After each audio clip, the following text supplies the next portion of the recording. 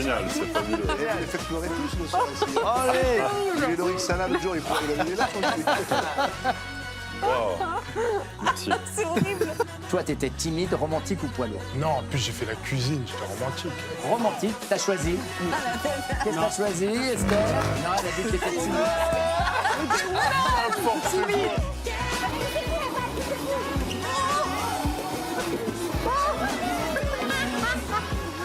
Ouais, le virage, bravo. Oh là là. Oh là. Ouais.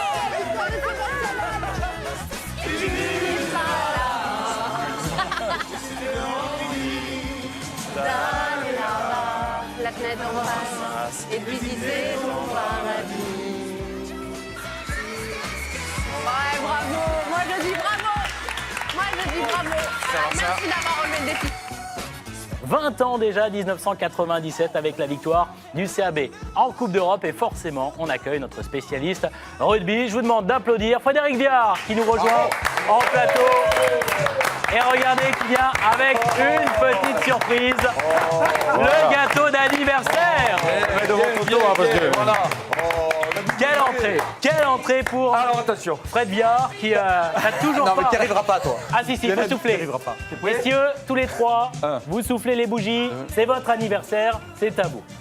Les 20 ans, on peut applaudir encore une fois. Que des mots. Et on Je va garderai couper. le 2.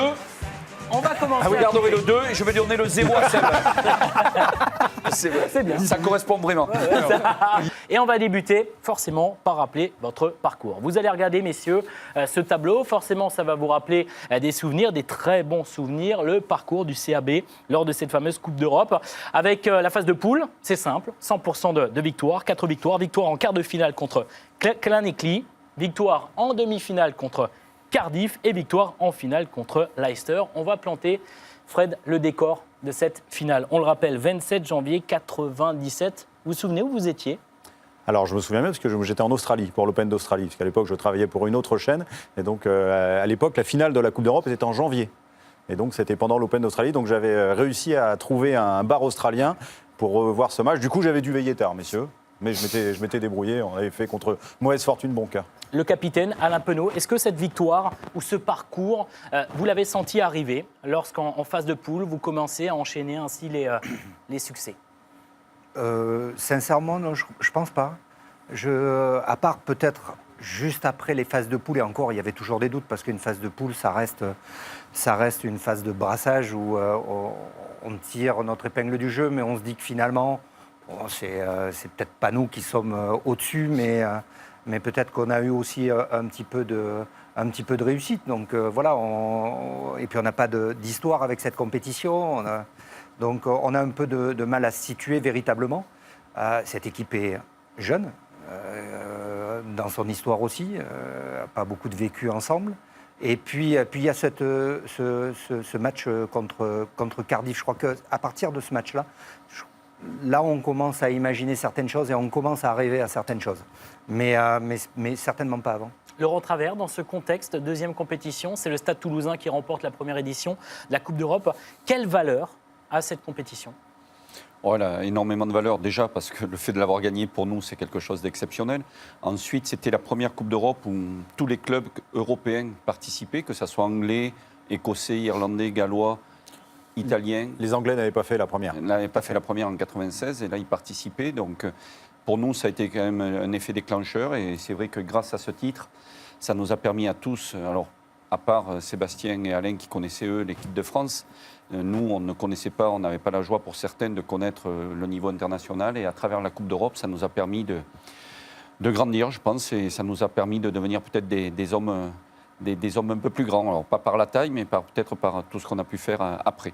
Je me tourne vers le plus jeune, Nicolas Jean-Jean, juste pour me rendre compte, avant bien sûr de rentrer dans le cœur de cette finale, de voir quelques images, cette épopée européenne. Quel âge tu as, Nicolas ? Moi, j'ai 35 ans. Là. 35 ans, ouais. D'accord. 97, on le rappelle, ça fait 20 ans.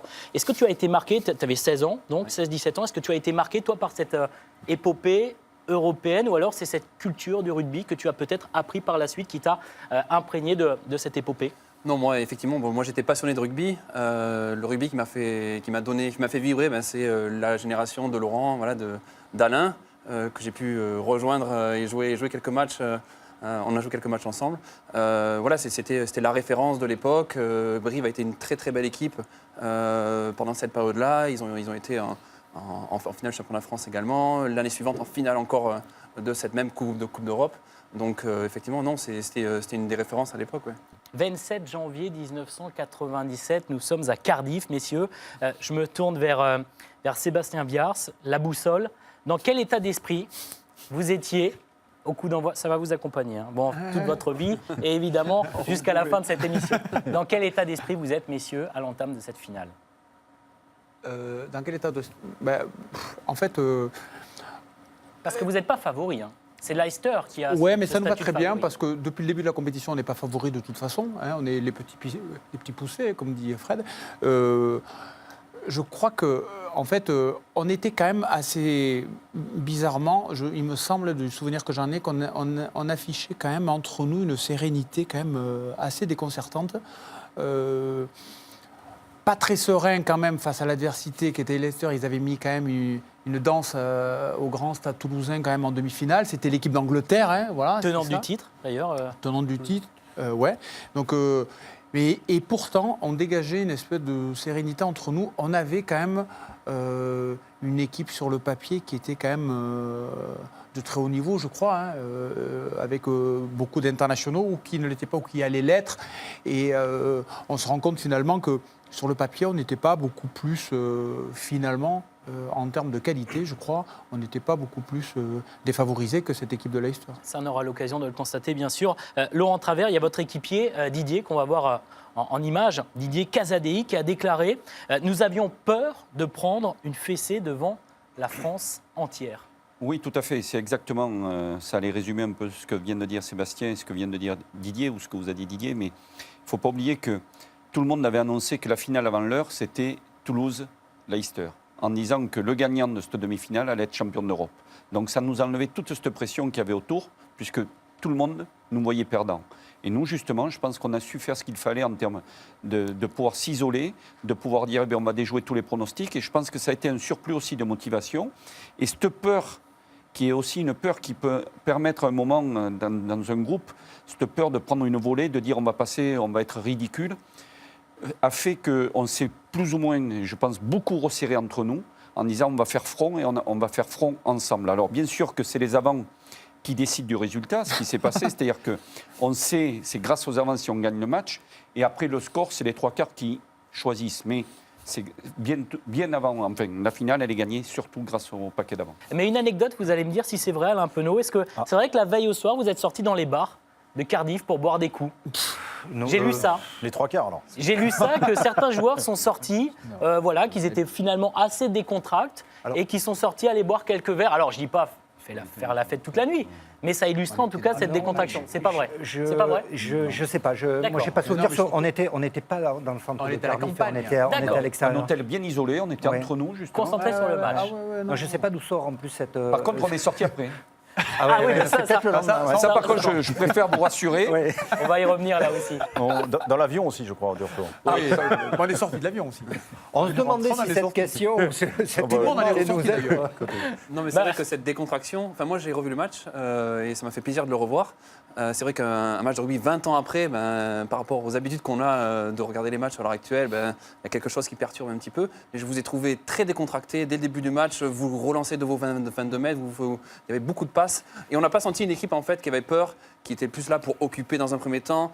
J'ai trouvé beaucoup de décontraction dans votre manière d'appréhender ce match. Moi je pense qu'il y a une chose de toute façon dont on était sûr, et ils ne vont pas me contredire, on était sûr de notre force collective, ça c'est clair. Alors pas dans la dimension du jeu, mais dans la capacité à pouvoir compter les uns sur les autres. On savait que de toute façon, on allait faire front d'une façon ou d'une autre. C'est pas ça qui nous inquiétait. Et en plus, j'ai envie de dire que les Anglais avaient été, comme à leur habitude, suffisants à la conférence de presse, suffisants dans la presse toute la semaine. Donc oui, il y avait en plus, il y avait cette peur quelque part, mais la peur de tout sportif qui rentre dans une compétition, là, cette peur de perdre, de ne pas être au niveau, ça c'est sûr que ça nous habitait. Mais il y avait surtout derrière cette énorme confiance dans la capacité du groupe à pouvoir se sublimer. Et je crois que c'est ce qui s'est passé pendant 80 minutes. On va revoir les premières secondes de cette rencontre avec vous, Nicolas, peut-être pour illustrer cette volonté d'aller au combat. Oui, alors moi, il y a quelque chose qui m'a surpris. Vous allez me dire, les gars, c'est ce coup d'envoi. Alors, est-ce qu'il parcourt pas les 10 mètres de façon volontaire ou pas? Parce qu'il était quand même une époque où c'était un point de rencontre, cette première mêlée. Et souvent, c'était toi, Laurent, qui n'était pas forcément dans la bonne position sur cette mêlée. Non. Et, on avait, est-ce que c'était une volonté d'aller chercher un peu ou c'est je pense pas. Je pense que là, on l'aurait mis dans les tribunes. À l'époque, on mettait le banc dans la tribune. Ouais, je pense, ouais. Je pense que là, Je n'ai pas souvenir, c'est tout simplement qu'on avait un pied de merde. Pour rebondir sur ce que disait Nicolas tout à l'heure, je ne crois pas que si on a joué, si on a décidé de se faire des passes, c'était pas parce qu'on était tellement décontracté. On n'était pas du tout décontracté. Par contre, on était, je crois, vraiment très en colère. Et quand tu es en colère, sur un terrain de rugby, le ballon, tu le gardes. Tu n'as pas envie de le... Et même encore aujourd'hui, dans le rugby d'aujourd'hui, on le voit, quand on commence arrière ou ailier, quand on commence à avoir un arrière qui récupère le ballon, qui fait 10 mètres, et à 15 mètres de la première, il met une chandelle pour monter à moitié devant, il n'est pas en colère. Par contre, si sur le premier ballon, il va s'envoyer dans une intervalle aussi vite qu'il le peut, là, il est en colère et là, il met tout le monde et il donne le tempo, quoi. Mais une première mêlée, un truc, c'est pareil. Je crois qu'on était vraiment très, très en colère. C'était une préparation intense, le fait que ça soit à Lance Park de Cardiff. Mais après, ce qu'il y a de sûr, c'est que tout le staff avait su faire ce qu'il fallait pour tirer la quintessence de tout le groupe. C'est-à-dire que ce soit nous au niveau du paquet d'avant, que ce soit la première ligne, que ce soit Richard Crespi, Didier Casadi, moi-même, on n'était pas, les plus costauds, mais par contre, on était 3 frères. Et je pense que ça soit sur le terrain ou en dehors du terrain, on était quasiment inséparables. Et après, il y avait la deuxième ligne, Coco Alegre et Grand Tross, qui étaient toujours pareil avec nous. Donc on avait un 5 de devant où on était très unis. Même s'il n'y avait qu'une voiture et il n'y avait que 2 places, on montait à 5 dans la voiture. Oui. Donc ça a toujours été comme ça. Et là, on a eu plaisir, puisque Alain nous a donné, a organisé la possibilité de se retrouver. Sachez une chose, c'est que 20 ans après, quand on se retrouve, et quand on dit aux gens et quand on dit aux joueurs, de gagner quelque chose ensemble, c'est à vie. On en a eu la preuve là, c'est que c'est bien à vie, puisque 20 ans après, on a plaisir à se retrouver et de passer une soirée ensemble comme on a pu le faire. Ça a été quelque chose de... Car au-delà du titre, il reste évidemment l'aventure humaine que vous avez vécue lors de cette fameuse épopée européenne. On va revoir avec vous le début du match. Nicolas Jean-Jean, il y a rapidement une pénalité transformée qui vous lance et surtout... le premier essai de Sébastien Viars qu'on va revoir en image, un essai, Nicolas, tout simplement de grande classe. Ouais, Sébastien parlait de colère et c'est vrai que là on le voit, les qualités de Sébastien qui allait très vite et qui a fait preuve d'une très grande force en résistant à 2 retours anglais. Il a mis son équipe sur le tempo, c'était la grande qualité de Sébastien. Il jouait à une époque où on pouvait s'intercaler en tant qu'arrière. De nos jours c'est un peu plus difficile, mais là voilà, on voit toute... la rage dont il nous a parlé tout à l'heure, peut-être qu'elle se représente là dans cet essai. Avec 2 raffus, je crois qu'on m'a expliqué ce que c'était. J'ai une petite anecdote là-dessus. Oui, Fred. J'ai commenté quelques fois avec Seb à Brive, et maintenant à Brive, sur l'écran géant, il repasse souvent cet essai. Il manque jamais l'occasion de te taper sur l'épaule pour te rappeler, regarde l'essai là, il est très joli. Parce qu'il y a une soirée, une après-midi, une journée anniversaire le 4 février dernier à Brive. Je ne sais pas si vous y étiez, messieurs, mais regardez, nos équipes étaient sur place. Retour en images sur cette journée anniversaire, 20 ans du titre européen remporté par le CA Brive. C'est ce qui me fait peur. Quand on dit aux joueurs souvent qu'un titre, c'est quelque chose qui reste gravé à vivre, et ça a été le cas ce soir, on s'en aperçoit, c'est-à-dire que 20 ans après, on n'a qu'une chose, c'est plaisir à se retrouver. Donc très heureux ce soir de pouvoir partager encore un très bon moment avec les coéquipiers avec qui on a gagné ce Graal.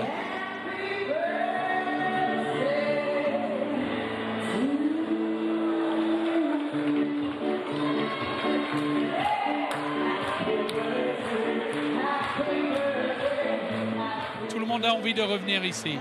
Et c'est formidable que, par exemple, on voit qu'il y a un joueur qui a traversé le monde pour être là, 39 heures de vol.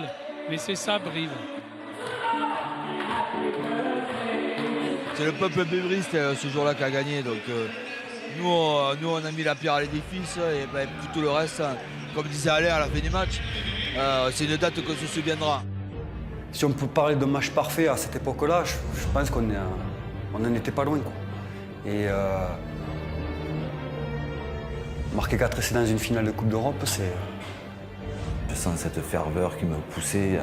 Bon voilà, quoi, quand on est rentré, c'est ce qu'on a ressenti, cette espèce d'emprise sur le groupe et sur l'individu par rapport à un public, quoi. Dans les rues de Brive, en fait, c'était un moment inoubliable. Pérenniser ces anniversaires tous les 10 ans parce que ces joueurs de cette époque-là le méritent amplement, quoi. Le peuple briviste qui a eu l'occasion, donc le 4 février dernier, de fêter les 20 ans de cette victoire européenne. Alain Penaud, c'est ça la fierté également quand on voit les sourires, quand on voit le bonheur des supporters. Ce sont des souvenirs qui restent ancrés dans la mémoire des supporters du CAB. Ah oui, je pense qu'il fallait être sur place pour se rendre compte ce que ça pouvait être. En fait, on ne s'en rendait pas vraiment compte quand on a décidé d'organiser ces 20 ans. On ne savait pas si ça allait rencontrer un succès. On a toujours des doutes par rapport à cela. Et puis finalement, oui, ça a été une vraie rencontre, une nouvelle fois, avec les gens qui nous ont toujours suivis. Et puis, au-delà de tout ça, ça a été surtout l'occasion pour tous les joueurs de se retrouver. Simon Guillam en parlait, Tony Riss qui fait 39 heures de voyage pour venir sur cette occasion, c'est une soirée. Et puis voilà, je crois qu'il fallait voir un petit peu comment tous les joueurs se sont retrouvés après 20 ans. Et on avait fait les 10 ans, mais on pouvait encore jouer, donc on l'avait fait sous forme d'un match. Donc ça avait une certaine saveur, mais 20 ans après, franchement, ça a amené une autre dimension dans l'affectif et dans le sentiment. De retour sur le plateau de Happy Sport avec nos invités. Regardez, Alain Penaud, Laurent Travers, Frédéric Biard, Sébastien Biars dit la boussole. Et il s'est mis en tenue, puisqu'on va faire du sport avec Nicolas Jean-Jean. Et pour tout de suite. Allez. J'espère que vous êtes prêts, messieurs, parce que là, ça devient intense. Et je donne la parole à Nicolas Jean-Jean. Qu'est-ce qu'on fait aujourd'hui? C'est quoi le programme? Alors aujourd'hui, messieurs les rugbyman, je vous englobe tous. Non, c'est très gentil de votre part, merci beaucoup. Ok, je vais essayer de vous sensibiliser sur un poste spécifique au rugby que Laurent connaît, mais que nous, joueurs 3/4 ne connaissons pas, c'est le poste de première ligne. Et notamment, je veux bien prendre Seb en face quand même. Et notamment le poste de pilier, qui a une activité très spécifique dans le rugby. Il ne participe à la mêlée. Et nous, 3/4, on ne participe jamais à la mêlée. Donc je vais vous sensibiliser un petit peu sur les incidences que demande cette phase statique qui est très particulière et qui a une incidence physique, notamment sur les cervicales. Donc je vous fais voir ce que c'est une première ligne dans le rugby. Donc je me suis permis de ne pas prendre trop de risques parce que ce sont souvent des hommes forts. Les segments assez courts. Donc je me suis permis de. Donc je vous ai mis Rabat Slimani qui est donc un pilier international, qui est un garçon plutôt petit, avec des segments assez courts. Vous voyez, il est assez trapu, peu d'amplitude au niveau des cervicales. Et avec un poids plutôt imposant, solide sur ses appuis, qui va lui servir ensuite pour la phase statique. Alors, j'ai pas voulu reprendre de risque, j'ai mis des guillemets, parce que souvent, ce sont des gens... mais bon, je cours encore un peu vite, donc je vais m'en sortir. Donc, Rabat, il participe à des mêlées. Laurent y a participé. Ça a une incidence très spécifique. Donc, je vais vous les faire voir, ces contraintes. La mêlée, donc il y a des contraintes très importantes, notamment sur la région cervicale. Je vous les ai mis là en évidence. Et notamment sur un aspect ligamentaire, sur les premières phases des vertèbres, donc c'est l'occiput et C1, C2. Et là, quand on a une entorse cervicale, c'est parce qu'on peut se blesser gravement sur les mêlées, il y a des drames chaque année. Donc je vais essayer de vous sensibiliser un petit peu sur un travail à mettre en place. Donc on peut avoir des soucis à ce niveau-là. On peut également avoir des soucis discales avec des hernies discales, un peu plus bas. Généralement, c'est C5, C6 qui sont les plus fragilisés. Il y a également des contraintes, on en parle pas assez souvent, c'est au niveau vasculaire, c'est-à-dire sur tout le trajet sanguin, il y a des compressions qui se font notamment au niveau de l'artère vertébrale et c'est là où on se ressort d'une mêlée avec un peu la tête qui tourne et on a le temps que... C'est ça Laurent, je dis pas trop de bêtises. C'est tout à fait ça. Ok, donc on a des contraintes aussi vasculaires et bien évidemment il y a des contraintes, tout ce qui vient tout ça c'est le muscle et derrière il y a tous les muscles stabilisateurs qui sont en jeu afin de pouvoir nécessiter une bonne position en mêlée et une bonne avancée. Donc tout ça, c'est les contraintes spécifiques à ce poste-là. On peut mettre un petit travail en place. Donc, numéro 1, je vais vous faire voir un travail à mettre en place. Il faut s'échauffer. Moi, aujourd'hui, je vais essayer de sensibiliser, non pas les joueurs professionnels, parce que je sais qu'ils s'entraînent tous les jours pour ça, mais les joueurs qui sont un entraînement par jour et qui jouent le dimanche et qui jouent en première ligne. Il y a des petits travails à mettre en place. C'est des choses très simples et je vais essayer de les vulgariser. Numéro 1, s'échauffer. J'ai un assistant qui Faut être séquer, on peut l'applaudir. J'ai pas trouvé de joueur de rugby. Ah, vous pouvez l'applaudir. J'ai pas trouvé de joueur de rugby, mais il est assez petit, Il est en forme. assez trapu, avec des segments un peu courts. C'est celui qui ressemblait le plus dans la rédac. Donc voilà. Donc Fouat, numéro 1, il faut s'échauffer. Pour s'échauffer, il faut échauffer les articulations au niveau des cervicales, c'est le plus important. Donc on va faire des rotations d'un côté. Vas-y, Fouat, ok, doucement. On revient. On va un peu plus loin. L'objectif, c'est de récupérer des amplitudes et amener ce qu'on appelle la trophicité, c'est-à-dire qu'on fait bouger un peu les zones articulaires. Vous pouvez faire pareil chez vous, hein. C'est important de le préciser. Chose simple, pourquoi on fait ces mouvements-là? Les articulaires lombaires, c'est simple, ça a des rotations, des flexions, des extensions et des inclinaisons, et il faut le revoir. Donc une fois qu'on a fait des rotations, on peut faire quelques flexions-extensions, donc on amène le menton, poitrine, et on amène derrière. Ça a l'air très très simple, mais au moins, on commence à ramener un petit peu de mouvement sur ces zones-là, qui, après peut-être une longue nuit, se sont un petit peu figés. Donc ensuite, on amène des inclinaisons, donc tu peux partir d'un côté doucement. Ce sont des mouvements que l'on fait de façon très lente. Et au fur et à mesure, on essaie de gagner un peu en amplitude, quelques centimètres au fur et à mesure. Et on va finir par une poussée en contre-résistance. Là, c'est pour le haut du crâne. Et on va venir essayer de mettre une contrainte sur ces vertèbres, et notamment les vertèbres hautes. Donc voilà, donc là, on s'est échauffé. On peut prendre une grosse dizaine de minutes pour prendre son temps par rapport à ça.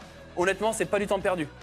Une fois qu'on s'est échauffé, eh ben, on peut mettre un petit travail spécifique. Encore une fois, c'est quelque chose de très simple que je vais vous faire voir. Mais si tous les gens qui participent au match le week-end en première ligne le font, honnêtement, on tend à aller vers le zéro risque. Donc on va s'asseoir, tu vas voir, il n'y a rien de bien difficile. Donc on peut le faire, je vais prendre juste ça, Alain. Hop. Ah oui, il y a une grosse production. Ouais, c'est grosse production. Donc on peut s'imaginer dans un vestiaire.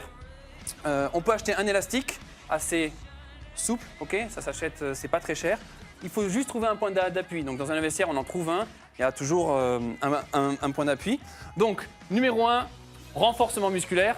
On peut aller sur les fléchisseurs du cou. Fléchisseurs du cou, c'est ce qui amène vers la phase antérieure. Du coup, on trouve un point d'appui. Là, c'est moi qui vais servir de point d'appui. Et on va tout doucement, tu tiens ta tête normalement, ok, mettre une tension pendant 4-5 secondes. On relâche. On prend 4-5 secondes de récupération, on le fait de façon plus prolongée, 5-6 secondes. Au fur et à mesure, on peut se permettre, pendant Fouat, de mettre de l'intensité. Ça va avec la progression. Donc une fois qu'on a fait les fléchisseurs du cou, on va faire les extenseurs du cou. Donc Fouat, demi-tour, parfait. Même chose sur la face postérieure, pardon. Et là, il résiste de façon légère, pareil, en isométrie. L'isométrie, c'est de rester fixe. Et moi, je vous conseille de travailler dans un premier temps de cette manière-là, fixe. Parce que si vous amusez à mettre des mouvements dynamiques, bon, voilà, faites-le plutôt avec un kiné qui va vous aider. Mais si vous êtes seul, faites-le de façon isométrique. Et c'est un travail qui est facilitant. Une dernière explication, il me signale qu'il reste 1 minute. Ouais. La dernière explication, on vous écoute attentivement, religieusement. La même chose sur les côtés.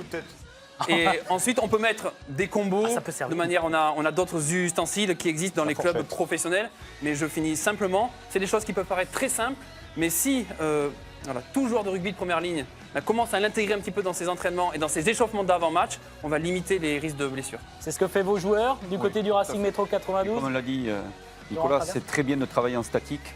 Plutôt que, surtout quand on débute, il vaut mieux travailler sur du statique, plutôt essayer de faire des mouvements qui peuvent être mal pratiqués. Des athlètes de haut niveau, c'est évidemment. Très simple, mais tous les joueurs de top 14, ils passent beaucoup de temps